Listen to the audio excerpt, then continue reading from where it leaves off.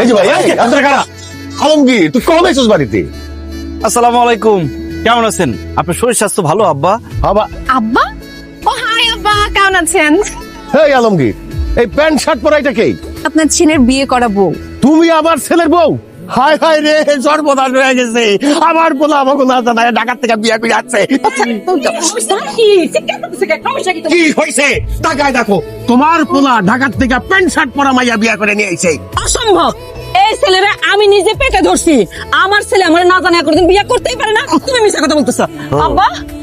তোর আব্বা মিশা কথা বলতেছ না? আলমগীর, সত্যিটা বলো। আসলে মা, আব্বা যা বলছে সব সত্যি কথাই বলছে। ওর নাম ডায়না, ও ঢাকায় থাকে, আমি ওর অনেক ভালোবাসি। ওর বাবা অন্য জায়গায় ওর বিয়ে ঠিক করে ফেলছে, এই জন্য আমরা পালায় বিয়ে করছি, বিয়ে করে ঢাকা থেকে গ্রামে চলে আসছি।